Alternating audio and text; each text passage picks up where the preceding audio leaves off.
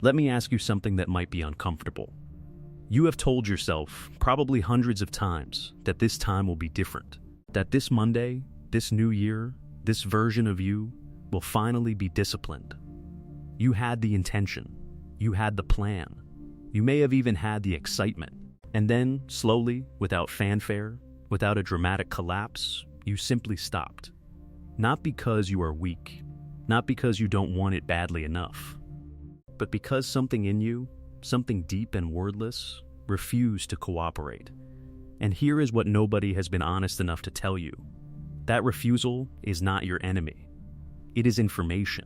Most videos on discipline will tell you to wake up earlier, to be tougher, to want it more, to build better habits.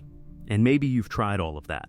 Maybe you've read the books, made the vision boards, downloaded the apps, and still, something inside you drags its feet, crosses its arms, and looks at your goals like a stubborn child who refuses to move. This video is not going to ask you to try harder, because trying harder is not the answer. Understanding yourself is. What you are about to discover is not a motivational technique. It is a confrontation with your own psychology, with how your brain actually works, with the deeper forces beneath your behavior that no productivity guru has ever taken the time to explain. We are going to go far beneath the surface, into the neuroscience of habit, into the psychology of identity, into what Carl Jung called individuation, the process of becoming who you actually are. Because when you understand yourself at that level, something remarkable happens. Discipline stops being something you force. It becomes something you express. Stay with me. Because by the end of this, the word discipline will mean something entirely different to you than it does right now. Let's start with the most dangerous lie you've ever been told about discipline, that it's a matter of willpower. This idea is everywhere. In the culture, in the self-help industry, in the language we use when we talk to ourselves after we fail. I just don't have enough willpower. I need to be stronger. I gave in again. As if discipline were a moral muscle, and your failure to use it is a character defect. But neuroscience has a brutal response to this belief, and it goes something like this. Your brain was never designed for what you are asking it to do. Here is a fact that should change everything. The human brain did not evolve to pursue long-term goals. It evolved to keep you alive right now.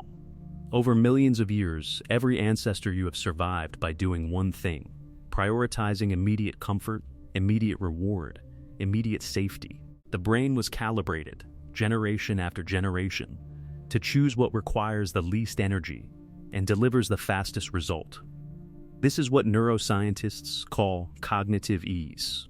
The brain's tendency to always follow the path of least resistance. And this tendency is not a defect. It is the very mechanism that kept your ancestors alive. But now, in the modern world, that same mechanism looks you in the eyes every morning and says, stay in bed. Open Instagram. Eat the thing you told yourself you wouldn't eat, because all of those options are easier than the alternative.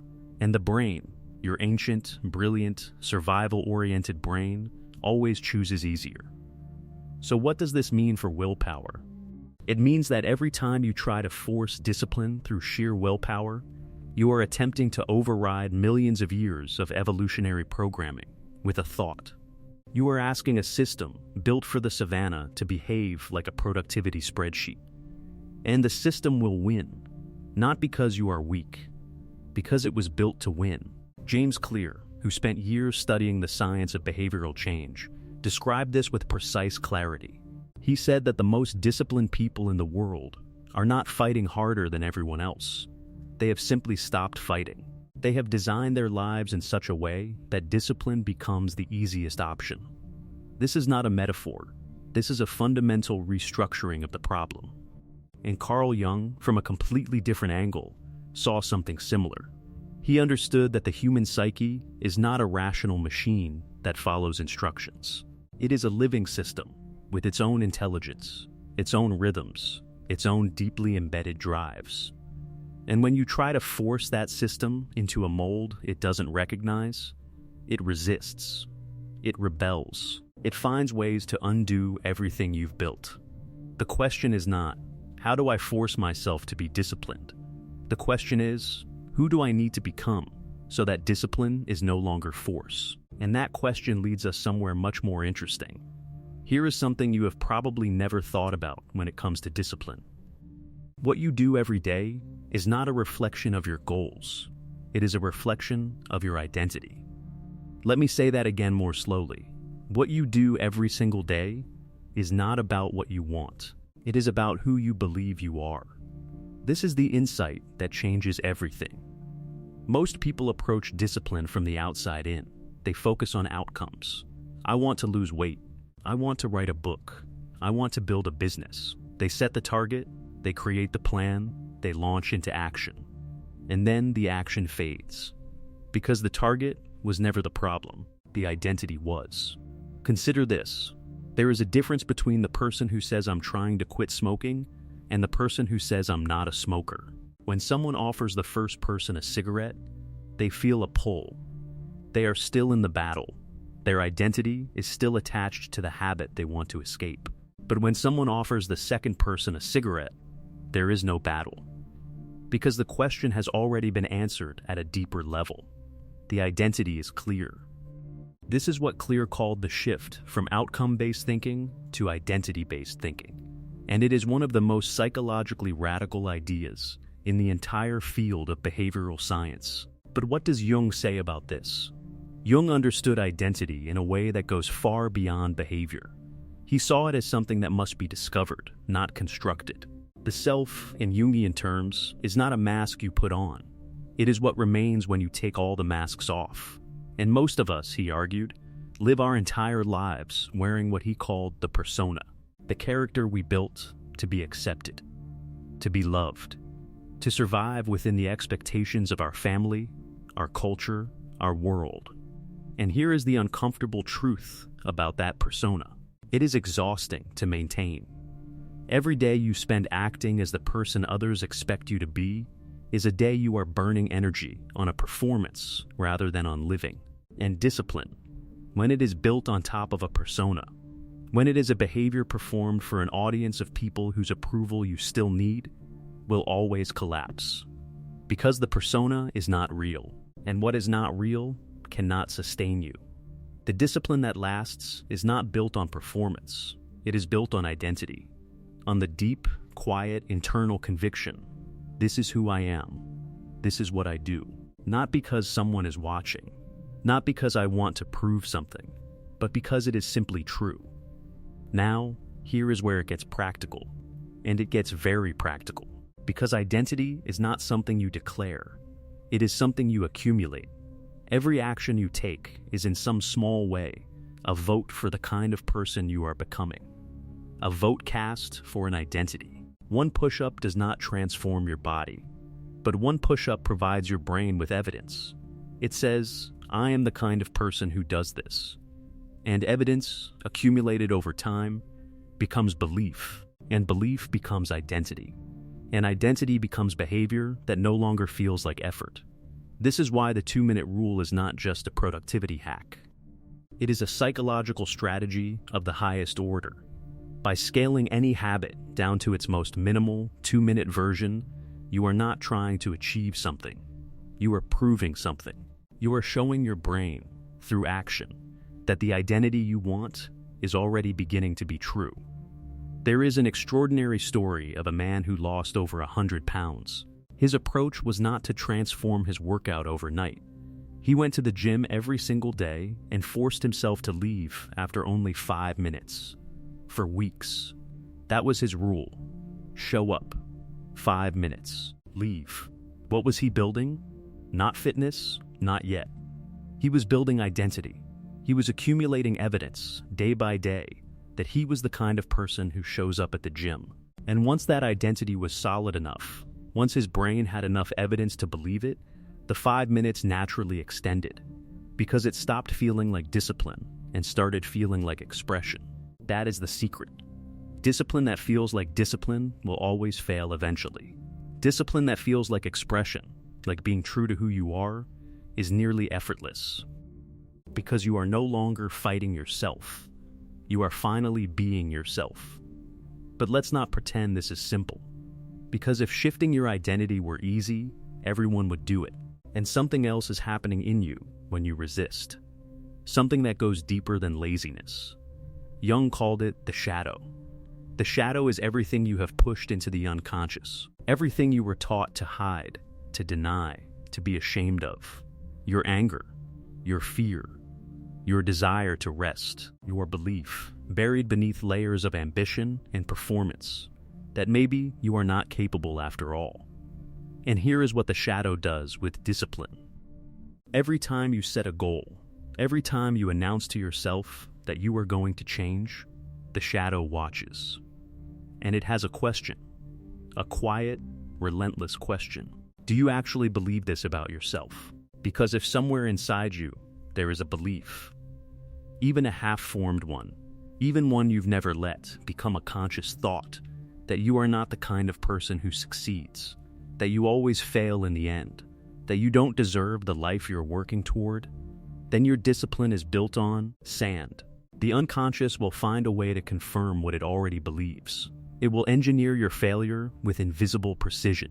Jung said that until you make the unconscious conscious, it will direct your life, and you will call it fate. How many times have you called your self-sabotage fate? Bad luck? Bad timing?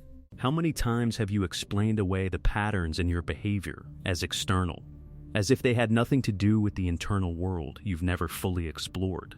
The shadow does not sabotage you out of malice. It sabotages you out of loyalty to an outdated story. A story that was written when you were young, perhaps by parents who told you were lazy, perhaps by early failures that felt like evidence, perhaps by a culture that told you people like you don't build things like that. And that story is still running, quietly, in the background, underneath every resolution you make and every resolution you break. So what do you do with the shadow? You do not fight it. Fighting the shadow only makes it stronger. What you resist persists. That is not poetry. That is the mechanism of the unconscious. You make it conscious. You ask yourself the questions most people never dare to ask. Not why am I lazy? That question condemns. But rather, what do I actually believe about myself? What story is running beneath the behavior? What is the part of me that feels it has something to lose if I actually become disciplined? Because the shadow often resists change, not because it is self-destructive, but because it is protective. There is a part of you that has decided, perhaps without your conscious knowledge, that staying exactly as you are keeps you safe from failure, from judgment, from the terrifying possibility of becoming someone new and discovering that even that isn't enough. This is where most self-help falls flat.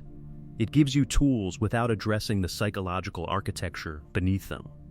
It is like building a house on a foundation you have never inspected. Everything looks fine until something shakes it.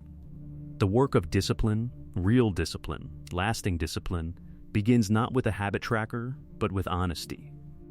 A radical, uncomfortable, deeply personal honesty about the story you are living inside. And once you begin to see that story clearly, something shifts. The shadow loses some of its power, not because you have defeated it, but because you have looked at it directly. And in the act of looking, you reclaim choice. Where before there was only reaction, now there is awareness. And awareness is the beginning of freedom. Now let's bring this into the world you live in every day. Because all the inner work in the world is made easier or harder by one thing: your environment. There is a concept called choice architecture, and it is perhaps the most underrated tool in human behavioral science. Here is what choice architecture tells us. Humans do not choose in a vacuum. We choose based on what is visible, what is accessible, what is near.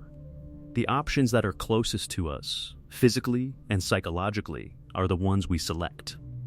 Not because we have weighed them against the alternatives, but because the brain, in its eternal pursuit of efficiency, reaches for what is nearest. A physician named Anne Thorndike ran an experiment in a hospital cafeteria. She did not prohibit anything. She did not educate anyone. She did not put up signs about healthy choices. She simply moved the water bottles, Place them in every refrigerator section, at eye level, while leaving the soda where it had always been. Water consumption increased by over 25% without a single conversation, without a single act of willpower, purely through architecture. What does this mean for you?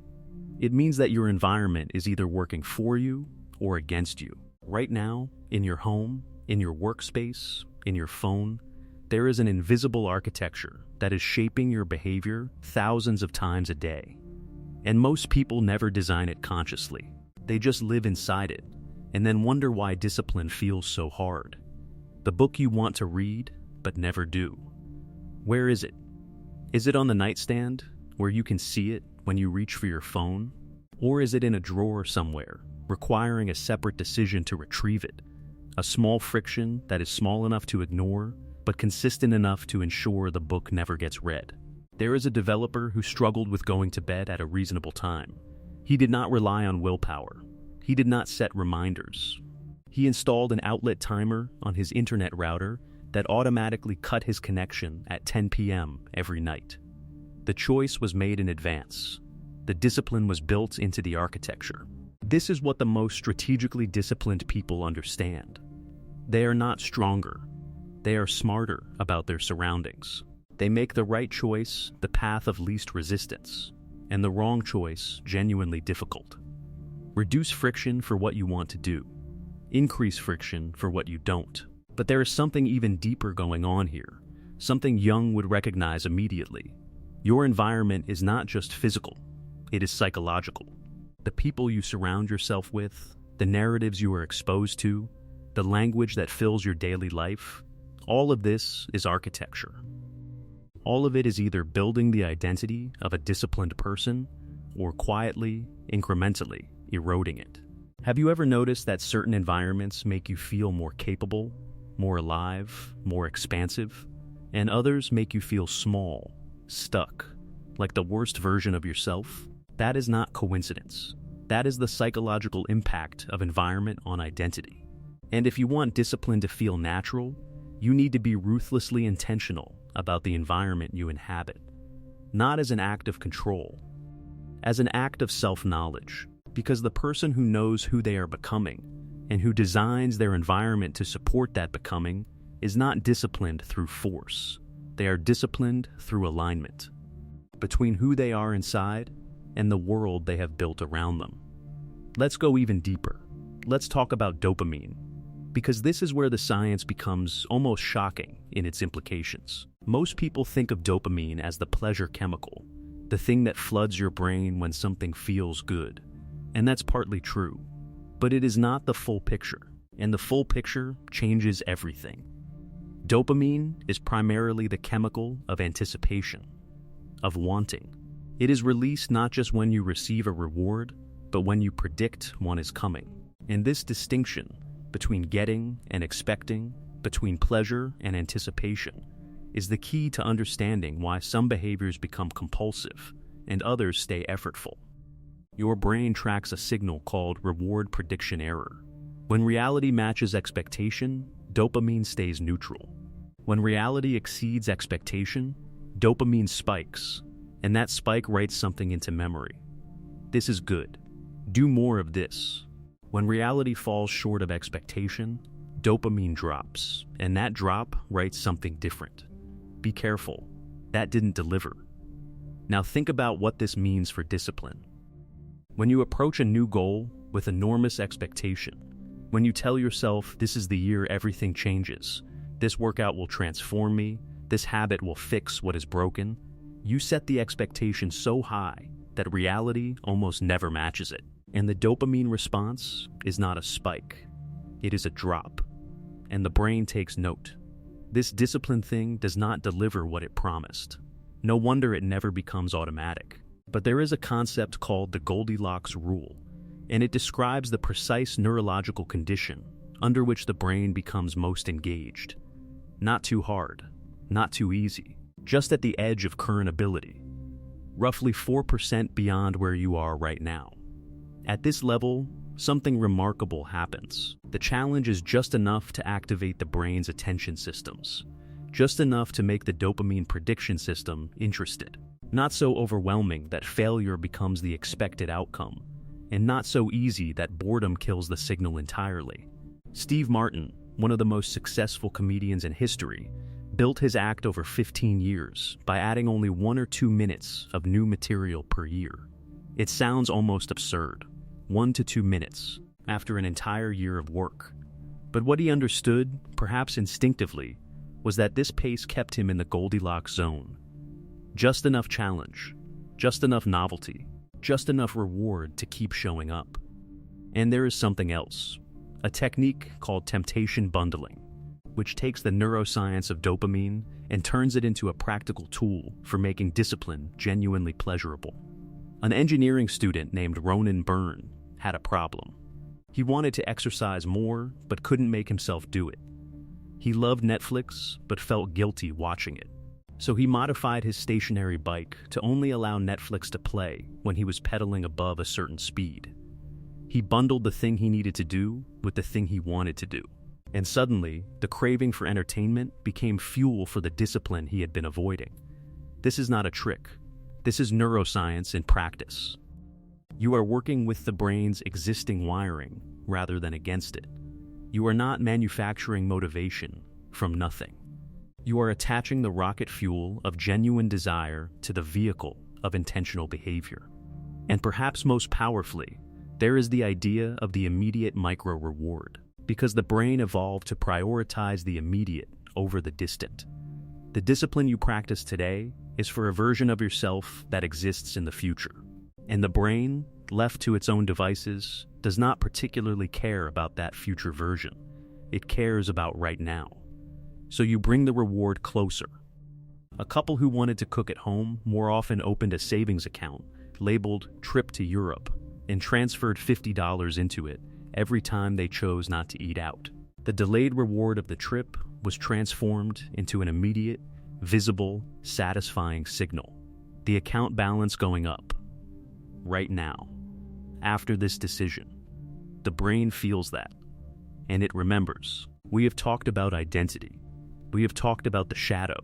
We have talked about environment and neuroscience.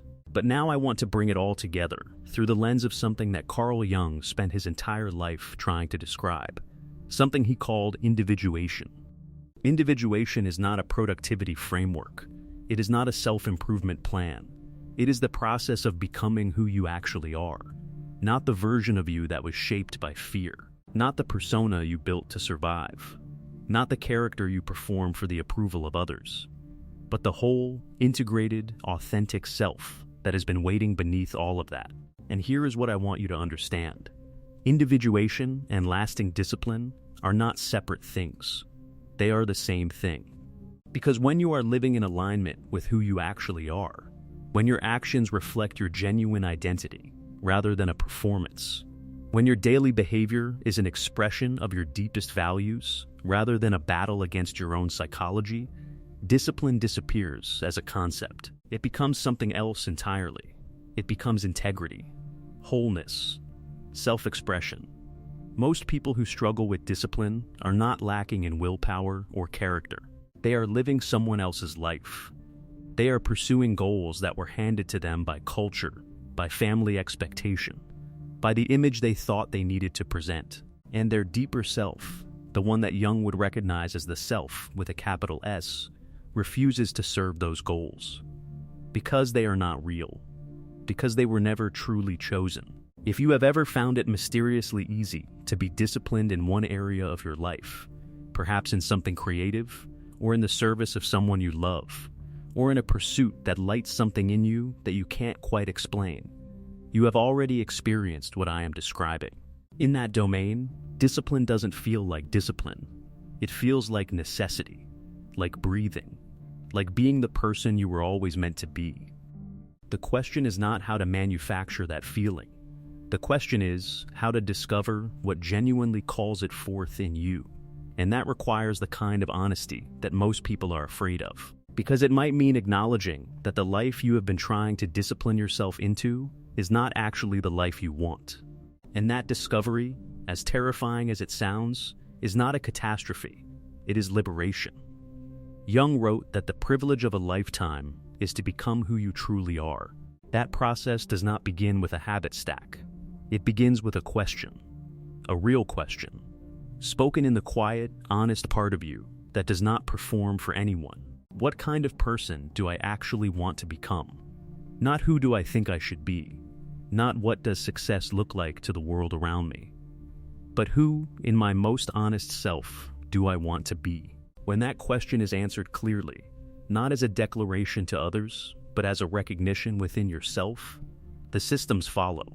The environment can be designed, the habits can be stacked, the identity can be built through consistent small votes.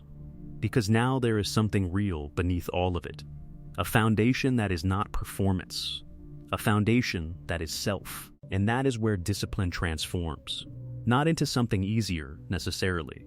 Growth is never painless, but into something meaningful, into something that, even on the hard days, even when you do not feel like it, feels like the right thing to do. Because it is not in service of an image, it is in service of who you are. So let's bring this back to where we started. You have been told, probably your whole life, that discipline is about wanting it badly enough, about being strong enough, about having the right habits, the right morning routine, the right mindset. And today I want to offer you something different. Discipline is not a wall you build to keep your lesser self out. It is a window into who you actually are. When you understand your brain's evolutionary wiring and stop fighting it. When you begin to build your identity from the inside out rather than the outside in. When you design your environment with intelligence rather than relying on willpower. When you work with your dopamine system rather than against it. When you face the shadow honestly and make the unconscious conscious, something shifts. Discipline stops being the enemy. It becomes the path. Not because you conquered yourself, but because you finally understood yourself. And here is the most important thing I want to leave you with. This is not a one-time insight. It is a practice, a daily, patient, imperfect practice of choosing who you are becoming. One small vote at a time, one honest question at a time, one consciously designed environment at a time. You do not need to become a different person. You need to become more fully the person you already are. Now I want to know something from you. In the comments, tell me, what is the one area of your life where discipline has always felt like a war? Where you've tried everything and still ended up back at the start? Write it below, because naming it is the first honest vote you can cast today. And if this video cracked something open in you, if something in what we explored here felt true in a way that other videos haven't, then the next video is something you need to watch. Because here is what I've noticed. The people who hear what we talked about today and feel it land, the people who recognize that discipline was never a willpower problem, but a depth of self problem, those people almost always run into the same wall next. Not motivation, not habits, not environment, attention. Because you can have the clearest identity in the world, the most honest relationship with your own shadow, the most carefully designed environment, and still find that when you sit down to do the work, something inside you flees. You open a browser tab, you check your phone, you drift. Not because you don't want to build the life you just decided you want, but because your ability to focus deeply on one hard thing for long stretches of time has been systematically stripped from you. By the phone in your pocket, by the inbox that never empties, by a world engineered at every level to pull you toward the surface. The next video is about exactly that. It starts with Carl Jung building a stone tower in the Swiss woods with his own hands and locking the door with a key he kept on his person at all times. And it ends with the most honest question you may have ever been asked about how you spend your hours. It is not a video about productivity. It is a video about what is being stolen from you without your permission, and how to take it back. Watch it next. It is the companion to everything you heard today, and it will finish what this one started.